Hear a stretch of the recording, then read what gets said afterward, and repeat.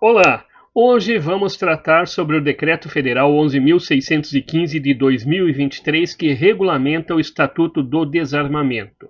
Falando sobre seu breve histórico, em julho de 2004 entrou em vigor o Decreto 5.123 e ele ficou em vigor até o ano de 2019. Em 2019 nós tivemos em 7 de maio o Decreto 9785, depois em 25 de junho o Decreto 9844, 9845, 9846 e o 9847.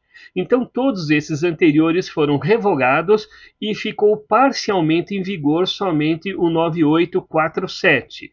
Assim, nós passamos a ter um novo decreto regulamentador, regulamentando assim a Lei 10.826, que é o decreto 11.615 de 2023, ou seja, 20 anos após a entrada em vigor da lei, nós passamos a ter um novo decreto regulamentando esta lei. Não é que o governo ficou parado todo esse tempo, mas como eu disse, inicialmente nós tivemos um decreto, depois em 2019 tivemos uma saravaiada de decretos, uns 5 decretos que deveria ter sido feito um único decreto, né? E desses todos foram revogados, exceção um que foi parcialmente revogado. Então, hoje está em vigor o Decreto Federal 11.615 de 2023, que efetivamente regulamenta a Lei 10.826 de 22 de dezembro de 2003, para estabelecer regras e procedimentos relativos à aquisição, ao registro, à posse, ao porte, ao cadastro e à comercialização nacional de armas de fogo, munições e acessórios. Disciplinar as atividades de caça excepcional, de caça de subsistência, de tiro desportivo e de colecionamento de armas de fogo, munições e acessórios. Disciplinar ainda o funcionamento das entidades de tiro desportivo e dispor sobre a estruturação do Sistema Nacional de Armas, SINARME. Visão geral e âmbito do decreto, então. Já trouxemos o histórico e a partir dele dá para compreender que esse decreto tem como objeto principal regulamentar a Lei 10.826, conhecida como o Estatuto dos Armamentos. Já em seu escopo, ela, no artigo 1º, ela já trata o seguinte: regras gerais, estabelecer o procedimento para aquisição, registro, posse, porte, cadastro e comercialização de armas de fogo, munições e acessórios. Atividades específicas, busca disciplinar as atividades de caça excepcional, caça de subsistência, tiro desportivo e colecionamento. Entidades de tiro, regulamentar o funcionamento das entidades de tiro desportivo. Então a gente vai ter uma reestruturação geral aqui. A estrutura do SINARME passa a dispor sobre a organização do Sistema Nacional de Armas e Munições sob a gestão da Polícia Federal. Então, as definições. Para fins dessa lei, nós vamos trabalhar várias definições. E esta primeira aula, curiosamente, nós vamos trabalhar somente as definições. Vocês vão ver que é bastante coisa. Mas não há como se compreender o Estatuto do Desarmamento sem compreender estas definições. Por isso, vamos lá. Airsoft. O que é Airsoft? Desporto individual ou coletivo praticado ao ar livre ou em ambiente fechado de forma coordenada, em que se utilizam marcadores de esferas de pressão leve com a finalidade exclusivamente esportiva ou recreativa. Arma de fogo obsoleta. Arma de fogo que não se presta mais ao uso efetivo em caráter permanente, em razão de sua munição e seus elementos de munição não serem mais produzidos, ou sua produção ou seu modelo ser muito antigo, fora de uso, caracterizada como relíquia, peça de coleção inerte ou de uso em atividades folclóricas. Arma de fogo de porte. Arma de fogo de porte de dimensão e peso reduzido que pode ser disparada pelo atirador com apenas uma de suas mãos, como pistola, revólver e garrucha. O ponto-chave aqui é o seguinte: esta é a categoria das armas menores. A principal característica que define a capacidade de ser manuseada e disparada com apenas uma mão. Exemplo clássico são as pistolas e os revólveres. Arma de fogo portátil. Arma de fogo cujo peso e cujas dimensões permitem que seja transportada por apenas um indivíduo, mas não conduzida em um coldre, que exige em situações normais ambas as mãos para a realização eficiente do disparo. Esse ponto-chave aqui são as armas maiores, como fuzil, espingardas. Embora uma única pessoa consiga carregá-la, elas exigem o uso de ambas as mãos para um disparo preciso e seguro, diferente de uma arma de porte. Não cabem em coldre para serem carregadas junto ao corpo. Arma de fogo não portátil. Arma de fogo que, devido à sua dimensão e ao peso, precisa ser transportada por mais de uma pessoa com a utilização de veículo automotor ou não, seja fixada em estrutura permanente. Ponto-chave aqui, nós entramos na categoria de armamentos pesados. São armas que, por seu peso e tamanho, precisam de uma equipe ou de um veículo para serem movidas ou que são montadas em uma posição fixa, como metralhadoras pesadas em bases militares. Somente quem assistiu o Comando para Matar, de Arnold Schwarzenegger, ou então o Rambo, do Stallone, que via nos filmes ele usando esse tipo de armamento. A .50 ele usava duas, uma em cada mão, e fazia os seus tiros. É impossível, pode-se dizer. Ou humanamente impossível. Quadro comparativo da categoria de armas. Principal diferença prática. De porte, pequena e leve, pode ser disparada com uma mão.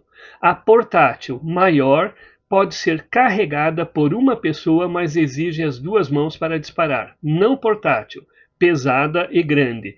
Precisa de um veículo ou de mais de uma pessoa para o transporte. Arma de fogo curta. Arma de fogo de uso pessoal, de porte e de emprego manual. Arma de fogo longa. Arma de fogo cujo peso e cuja dimensão permitem que seja transportada por apenas uma pessoa, mas não conduzida em um coldre, e que exige, em situações normais, ambas as mãos com apoio no ombro para a realização eficiente do disparo. A gente está vendo aqui sobre arma portátil, arma não portátil. A gente percebe que aqui nós estamos agora trabalhando com ela no sentido se ela é longa, se ela é curta, mas estamos falando também daquele armamento anterior. Arma de fogo desmuniciada. Arma de fogo sem munição no tambor, no caso de revólver, ou sem carregador e sem munição na câmara de explosão, no caso de arma semiautomática ou automática. Arma de fogo semiautomática. Arma de fogo que realiza automaticamente todas as operações de funcionamento, com exceção do disparo, cujas ocorrências dependem individualmente de novo acionamento do gatilho. Você aciona o gatilho, o ferrolho vai à retaguarda, lança o cartucho vazio e traz a nova munição para a cama. Em outras palavras, a arma usa a energia do primeiro disparo para ejetar o cartucho usado e colocar um novo na câmara, deixando-a pronta para o próximo tiro. No entanto, para que cada novo disparo, é preciso apertar o gatilho novamente. A maioria das pistolas modernas funciona assim. Arma de fogo automática. A arma de fogo automática, cujo carregamento, disparo e demais operações de funcionamento ocorrem continuamente enquanto o gatilho estiver acionado. Em outras palavras, é a famosa rajada. Enquanto o atirador mantiver o gatilho pressionado, a arma continuará disparando até que a munição acabe. Esse tipo de armamento é geralmente de uso restrito às forças militares e policiais. Arma de fogo de repetição. A arma de fogo que demanda que o atirador, após realizar cada disparo por meio do acionamento do gatilho, empregue sua força física sobre o componente do mecanismo do armamento para concretizar as operações prévias e necessárias ao disparo seguinte, e a fim de torná-la pronta para realizá-lo. Em outras palavras, nesse tipo de arma, o atirador precisa fazer uma ação manual após cada tiro para preparar o próximo disparo. Pense em uma espingarda, onde é preciso puxar e empurrar um mecanismo, ou um revólver de ação simples que exige engatilhar o cão manualmente. Nós temos aqui uma espingarda boa, que é a Winchester, a Pullman. Você faz o manejo, ou a calibre 12 também você tem que fazer o manejo para ejetar o cartucho e entrar outra munição na câmara pronta para o emprego. Arma de fogo raiada. Arma de fogo de cano com sulcos helicoidais responsáveis pela giroestabilização do projétil durante o percurso até o alvo. Em outras palavras, o interior do cano dessas armas, como fuzis e pistolas, possui estrias em formato de espiral. Quando o projétil passa por elas, ele começa a girar como uma bola de futebol americano, sendo lançada. Esse giro o torna mais estável e preciso em seu trajeto. Arma de fogo institucional. Arma de fogo de propriedade, responsabilidade e guarda das instituições e dos órgãos públicos. Gravada com brasão, excluída a arma de fogo particular brazonada. Progressão da automação. Repetição. Ação manual do atirador necessária para cada tiro. Semiautomática. Um tiro para cada vez que o gatilho é pressionado. Automática. Disparo contínuo enquanto o gatilho estiver pressionado. Arma de fogo histórica. Arma de fogo assim declarada pelo Instituto do Patrimônio Histórico e Artístico Nacional, IPHAN. Arma de fogo histórica, arma de fogo que apresente em uma ou mais das seguintes características aferidas por meio de declaração ou laudo por um dos órgãos de que trata o artigo 41, parágrafo 3º. Marcada com brasão ou símbolo pátrio, nacional ou estrangeiro, colonial, utilizada em guerra, combate ou batalha, que pertenceu à personalidade ou esteve em evento histórico, ou que, pela aparência e pela composição das partes integrantes, possa ser considerada rara e única e possa fazer parte do patrimônio histórico-cultural. Arma de fogo de acervo de coleção. Arma de fogo, assim declarada pelo IPHAN, fabricada há 40 anos ou mais, cujo conjunto ressalta a evolução tecnológica de suas características e seu modelo, vedada a realização de tiro, exceto para a realização de eventos específicos previamente autorizados ou de testes eventualmente necessários à sua manutenção ou a seu reparo.